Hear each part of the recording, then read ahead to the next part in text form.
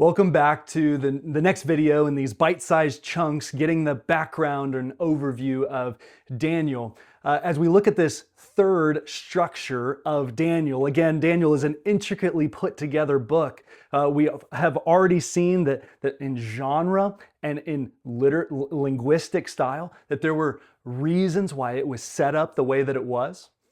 This next one is there is a obvious chiasm in the book of Daniel. Now I get this from Jim Hamilton. He noticed this and so I'm stealing this from him, but I hope that this will be helpful for you as we walk through the book of Daniel. Potentially grab a notepad, grab whatever you use as you read your Bible and write this chiasm down so that as you read through the book of Daniel, you can be seeing these movements and seeing this connectivity in this book.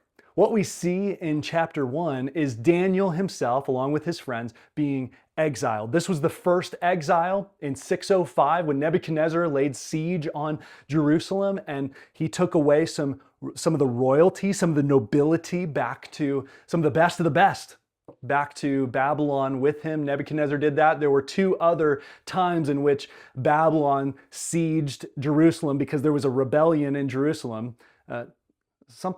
There's like a theme there where the Jewish kings, the Judean kings actually rebel against those who are overseeing them, and then it doesn't make sense, but they continue to do it. So there's 3 deportations that only one of them Daniel was a part of in 605. So he is exiled there. What we see at the very end of the book of Daniel is that Daniel is given a vision of the end of exile. And so we see from the first chapter to the last 3 chapters a connection there. In chapter 2, we see Nebuchadnezzar being given a vision of 4 kingdoms and what's going to happen with those 4 kingdoms, and that the stone is going to actually shatter all 4 of the kingdoms, and the stone is going to grow into a mountain which will actually rule forever and ever. Nebuchadnezzar is given that vision, but in chapters 7 and 9, Daniel is given visions of these 4 kingdoms. In chapter 7, it's kind of all 4 kingdoms. In chapters 8 and 9, there's more of a specific couple of those kingdoms, what's going to happen there. And so we'll look into that. So we see between chapter 2 and chapter 7 and 9, a connection of a theme there. And then we see deliverance in chapter 3 from the fiery furnace as Daniel's 3 friends, Shadrach, Meshach, and Abednego, are all thrown at the fire furnace for not bowing down to Nebuchadnezzar's giant golden statue. They're thrown in the fire furnace. They are delivered from that furnace. Daniel in chapter 6 is thrown into the lion's den where he's expected to be shattered. Yet he is not. He is delivered. He practices faithful piety while in exile, and he's persecuted for righteousness' sake.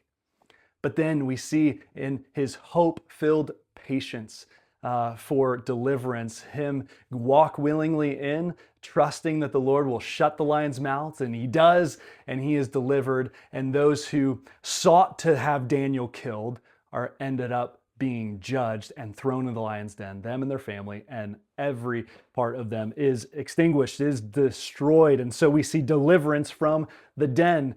Then in chapters 4 to 5, kind of the middle part of the book of Daniel, is that Nebuchadnezzar, the king of Babylon, this great and mighty and powerful king, is humbled. As he's given a vision, Daniel comes, interprets the vision, and Nebuchadnezzar wanders off into the wilderness to behave like an animal for a couple years, in which he is humbled. He comes back and gives glory and honor to God who reigns over all. Then in chapter 5, we see Belshazzar, another ruler in Babylon, humbled as the finger writes on the wall, and he wonders, what is the interpretation of this? Daniel comes in and says, "You have been judged, and you have been found to be lacking."